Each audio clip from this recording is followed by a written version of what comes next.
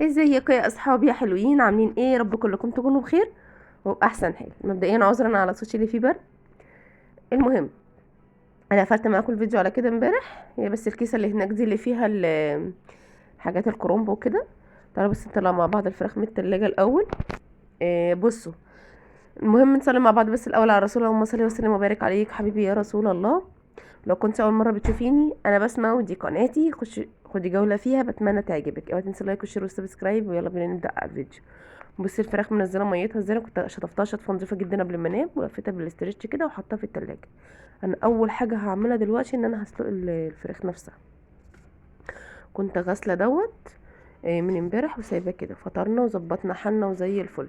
بصوا كوكو هنا بتعمل ايه، تلعب. المهم البلورو اللي انا لابسه دوت انا خارجه بيه دلوقتي وكل حاجه، بس حسيت بساعه عشان قاعده بنص كم، فقلت البسه عشان التصوير. المهم ما تنسيش اللايك، ويلا بينا نبدا على الفيديو. سميت الله وقلت اسلق الفراخ. حطيت المية على النار وكده. على فكرة انا كنت بعمل حاجات وانا يعني بجهز الغدا في السريع، عشان انتوا عارفين اليوم ايه بيتخطف بسرعة يعني. وكان لازم احضر كل حاجة قبل ما امشي عشان نيجي نتغدى على طول. بس احنا فطرنا وظبطنا امورنا. هاخد الشوربة إيه بتاعت الفراخ، وهعمل المحشي كمان بتاع قبل ما امشي. بصوا بقى، توكلنا على الله هنا. بابا قاعد قدام واحنا قعدنا كده مع بعضين.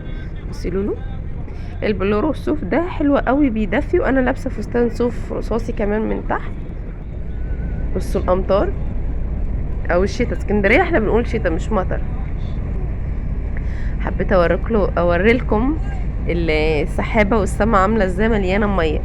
هو ربنا سترها معانا الصراحه، واحنا نازلين كانت بتشتي واحنا جوه العربيه. ننزل من عربيه خلاص هي بتوقف شتا قبل ما احنا ما ننزل. يعني ربنا سترها معانا. يدوب حسينا ان هي بتنقط حاجات بسيطه بس. دي قصر الشفا، انا والده زياد ولجيني هنا في المستشفى دي. الحمد لله ان يومنا عدى في السريع، اللي هو احنا رحنا بسرعة ومشينا بسرعة يعني. هنا بابا كان بيقطع ريسبشن وقال لي روحي شوفي العيادة فين انا والولاد. طبعا هما مغيرين نظامها خالص. انا جيت قبل كده وشفت النظام دوت. بس انا من ساعة ولادة لوجين لما ولدت هنا لوجين وجيت فكيت السلك. ما بص غيرين النظام. المكان الريسبشن ده كان فيه اوضه هنا، اوضه النساء اللي كنت بتابع فيها في لوجين، وفكيت فيها السلك مكان الكنبه اللي جنبي دي بالظبط. بصوا وسعوها وغيروا حاجات كتيرة. يلا هنا انا هسأل بقى وهندخل نقعد ونشوف دورنا ايه النظام. اللي انا وقفت عندها دي البنوتة قالت لي كانت عيادة انف واذن اصلا. الحمد لله اللي احنا رحنا انف واذن، لان هو جاب من الاخر معانا. خلصنا خالص وطلعنا اهو الحمد لله. بصوا هو مبدئيا انا عارفة ان الولادة عندها الفيروس اللي مشي، وكلنا بنتعدى منه وكل حاجة. بس انا كانت مشكلتي اني مش لاقية حد يدينا علاج. رحنا صدر، ما كنتش عارفة الكشف الصح برضو فين. احنا كده رجعنا اهو. بصوا انا هوريكم بس الاول الاكل. انا شطفت كل حاجه بس لسه ما غيرتش. طبعا الوش اللي من اول يعني في حاله الكرنب دوت طبيعي بيتاخد وهو بيتلقط كده، وهي الحله بتتسخن مش هنصبر عليه. هنا حاطه ديت تاخد وش الفراخ في الفرن، هي خدت وش خلاص. فهنبدا بقى ان احنا نحضر غدانا. المهم بقول لكم انا ما كنتش عارفه التخصص الصح اللي اروحه بالولاد عشان ياخدوا علاج صح واخلص. فما كانش حد بيفيد، لان فعلا الكل مش عارف يعني، مش بيفيدوا كده. لا هم مش عارفين.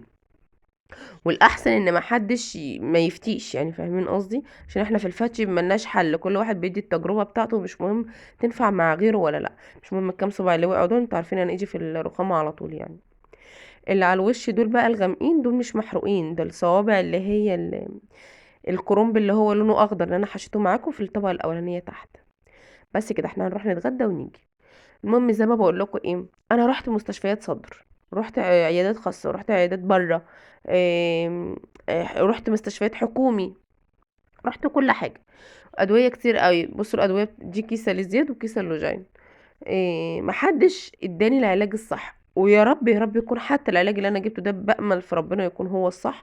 هو اول ما شافهم قال لي ده الفيروس، والفيروس ده يستحسن الولاد يعني مش زي حجر بس ليهم هم، عشانهم هو عدوى طبعا، وعشان ما عاديش حد تاني وكلام من ده. والناس كلها رايحه جايه على بعضها. فطبيعي مش هيمشي من عندنا. فاهمين الفكرة عاملة ازاي؟ فيستحسن ان هم يتدفوا كويس قوي مع الاعشاب مع العلاج والكلام ده كله، ونحتاجوا لجلسة نفس. انا كده كده عندي الحاجة، عندي جرعات واديهم جلسة نفس. والله المستعان، ربنا يشفيهم ويشفينا ويشفي كل مريض، اللهم امين. المهم بقى انا قلت ايه، اعمل لهم كيكايه بدل البسبوسه اللي ما لحقتش يا عيني اعملها لهم وباظت مني دي. قلت اراضيهم بحاجه. طبعا انتوا عارفين الشتا بياكل وبالذات بالليل، الساقعه بتبقى عايزه سكريات، عشان كده الناس كلها بتطلع من الشتا ضربه كده. الا من رحم ربي يعني.